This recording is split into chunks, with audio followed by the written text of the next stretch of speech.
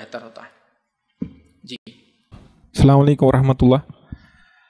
چونکہ آپ نے ایک حدیث یہاں پر کہا فیض بھائی کہ حضور صلی اللہ علیہ وسلم نے فرمایا کہ ہمارے امت میں سے 1000 لوگ اگر اللہ تعالیٰ ایسا فرمائیں گے کہ وہ جہنم میں جانے والے ہیں تو ان میں سے 999 جہنم کو جائیں گے اور ایک جنت میں. شاید اس کے بعد حضور صلی اللہ علیہ وسلم نے صحابہ کو یہ بھی کہا ہے کہ ان میں سے 999 یاجوج ماجوج میں سے ہوں گے اور ایک ہماری امت میں سے. تو میرا سوال اصل میں یہ ہے کہ جیسے آپ نے فرمایا کہ اللہ تعالیٰ کا ڈر جس میں ہو, چاہے وہ نان مسلم ہو, غیر مسلم ہو یا مسلم. یہاں پر میں زیادہ تر غیر مسلمانوں کے بارے میں آپ سے پوچھنا چاہ رہا ہوں کہ اگر ایسا ہے کہ جس کے دل میں اللہ کا ڈر ہو, اللہ اسے ہدایت دیں گا, تو اگر ہم کو کیسے پتہ چلیں گا کہ یہ غیر مسلم ہے اور یہ اللہ سے ڈرتا ہے, اللہ کا ڈر اس کے دل میں ہے, تاکہ ہم جا کے اس کے پاس اللہ کا پیغام پہنچائے اور مطلب ان پہ محنت کرے تاکہ اللہ تعالیٰ ان کو ہدایت دے. جزاک اللہ خیر. بھائی کے سوال کا پہلا حصہ تھا کہ وہ جو حدیث ہے 999 ہزار میں سے 999 جہنم میں جائیں گے, پھر آپ صلی اللہ علیہ وسلم نے فرمایا. تو دیکھیے ایک روایت تو ایسی ہے کہ آپ صلی اللہ علیہ وسلم نے جو یہ حدیث جامع ترمذی کی ہے کہ 1000 میں سے 999 جہنم میں جائیں گے, صحابہ بہت رو پڑے.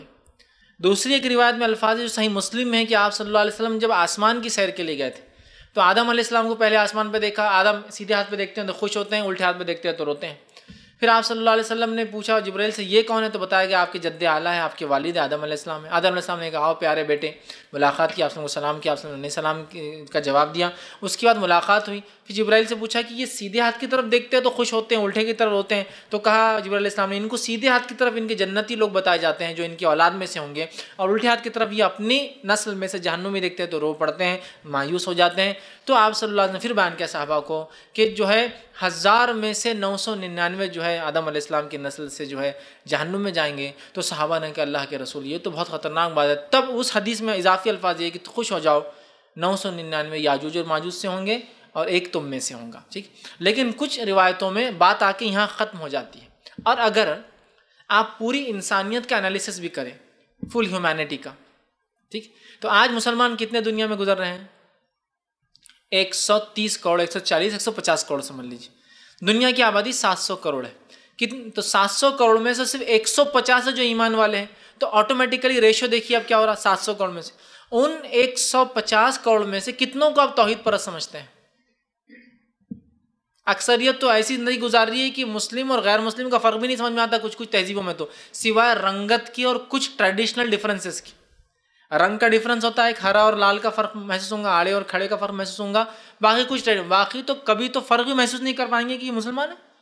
سمجھ رہے آپ ہے نا. تو کتنے لوگوں کو امید کرتے ہیں آپ کہ وہ توحید پرست ہوں گے؟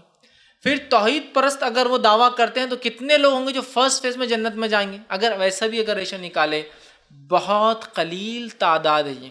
دوسرا, کچھ محدثین اس کی شرح ایسی کرتے ہیں کہ یہ تمثیلاً مثال کے طور پہ کہا گیا ہے, واللہ عالم, مطلب میں تو اس کو یقینی طور سے 1000 میں وہ, لیکن کچھ مثال کے طور پر کہ بہت سارے لوگ جنت جہنم میں جائیں گے اور بہت اقلیت میں لوگ پرسنٹیج وائز جنت میں, یہ معنی بھی ہو سکتا ہے اس کا, واللہ عالم جو بھی ہے. لیکن ایک حدیث تو یہاں ختم ہو جاتی, دوسری میں اضافہ ہے یاجوج اور ماجوج سے ہو. لیکن صحابہ کا خوف کھانا, اس پر ڈرنا اس چیز کی دلالت ہے کہ انہوں نے اپنی نفسوں کو اس میں لیا. باقی واللہ عالم اس کا کیا معنی ہے. دوسرا معنی سوال کیا کہ جیسے میں نے کہا جو اللہ سے ڈرتا ہے وہ ہدایت کی طرف آتا ہے, تو اگر کوئی غیر مسلم ہمیں کیسے پتہ چلے اللہ سے ڈرتا ہے تاکہ ہم اس تک اسلام کا پیغام پہنچائیں؟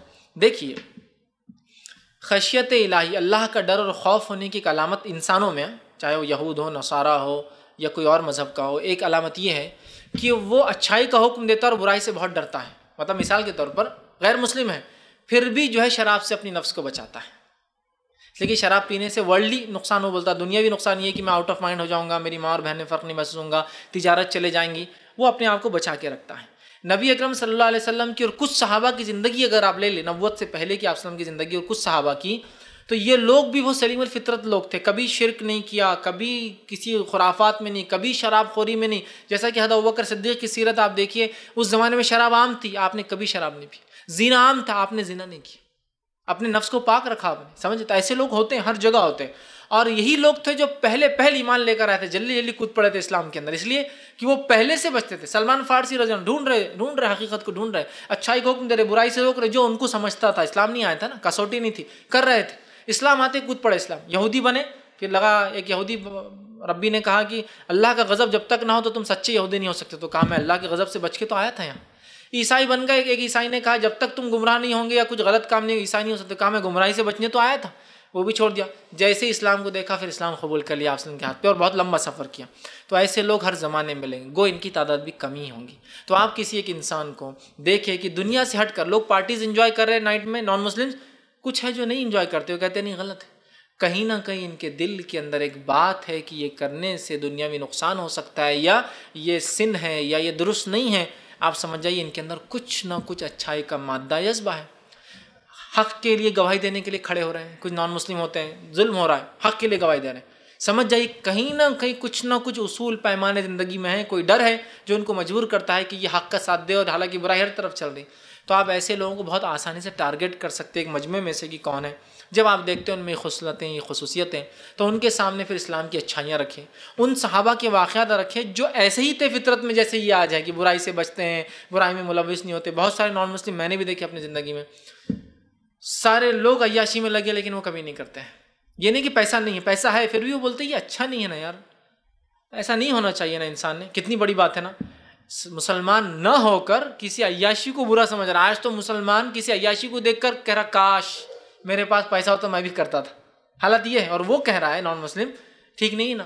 کہیں نہ کہیں اس میں ایک چیز, ایک مادہ ہے اچھائی کا کہ وہ قبول کرتا ہے حق کو. ایک مادہ ہے وہ ڈرتا ہے آخرت سے. آخرت مطلب اس کے نزدیک جو بھی مرنے کے بعد ایک زندگی ہے, جس کو بھی اس کو جواب دینے کا وہ رکھتا ہے, اس کو بھی حقیقت نہیں معلوم ہے نا. تو ایسے لوگ آپ کو جب بھی دکھے, اصول والے, ضبط والے, حق کا ساتھ دینے والے, ان لوگوں کو ضرور آپ حق کی بات بتائیں.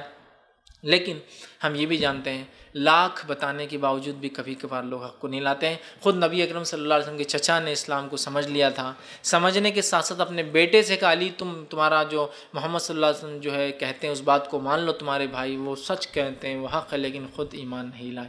تو یہ تو ہے ہمارا کام, لیکن ایسے لوگوں کو پہنچانا ہے.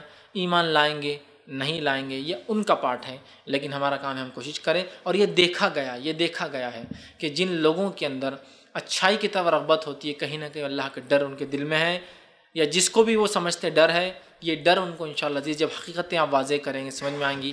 آج نہیں کل ان کو کمپل کریں گا کہ وہ جو حق کی طرف جھکے, رجحان لائے, اور ہو سکتا ہے ایمان لانے کی وجہ بھی ہو.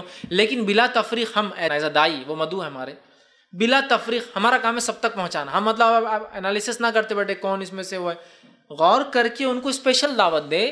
لیکن کتنے بھی عیاش اور عیش پرست لوگوں کو بھی ہم دیں. جیسے کہ ہم جانتے ہیں بہت سارے عیش پرست لوگ بھی ایمان لے کر آئے, جیسے کیٹ اسٹیون کی زندگی آپ پڑھی یوسف اسلام کی, کتنے عیش پرست تھے, اور کتنا نام تھا 1970 کے اندر تو ٹاپ موسٹ وہ سمجھو ایک لیرکس مطلب سنگر تھے, اور یہ تھا, اور خوب نام تھا دنیا بھر میں. دنیا کی ساری عیش, سارا نشہ, ساری چیزیں کر چکے تھے, سارا جو حرام کاری سب کر چکے تھے. لیکن زندگی خالی تھی, پھر بھی تھک گئے تھے نا. نشہ کرتے کرتے ایک لیول پہ آدمی تھک جاتا نشے سے, برائی کرتے کرتے ایک لیول پہ برائی سے تھک جاتا, پکچر دیکھتے تھے ایک لیول پر بولتا پکچر نہیں کچھ اور چاہیے, گندی چیزیں دیکھتے تھے وہ ایک زمانہ آتا بولتا بس ہو گیا. ہر چیز کا ایک لمٹ ہے. اچھائی میں لمٹ لیس ہے, معلوم جتنا کرتے جائیں گے اور ہے, جتنا کرتے جائیں گے اور ہے. برائی میں ایک لمٹ ہوتی ہے. تو وہ سب کچھ کر چکے تھے, تھک گئے تھے, تو بدھزم کی طرف چلے گئے, پھر جوڈائزم کی طرف چلے گئے, اور پھر اسلام کی طرف آ گئے. تو ہم بلا تفریق ہم تو سب میں دیں گے, لیکن کچھ ایسے اچھے لوگ ہوتے ہیں ہم ان کو ٹارگٹ کر سکتے ہیں, اور ان تک پیغام جو ہے پہنچا سکتے ہیں اسپیشل. ورنہ ان جنرل ہمارا کام ہے کہ اسلام کا پیغام ساری انسانیت تک ہم پہنچاتے رہیں. چونکہ ہم دل کے حال جانتے نہیں کسی کیا, لہٰذا ہمارا کام سب کو ہے. کچھ لوگوں کے ظاہر اگر اوصاف کریکٹرسٹکس دکھے تو بہرحال اسپیشل ان کو ہم دے سکتے ہیں. السلام علیکم فیض بھائی.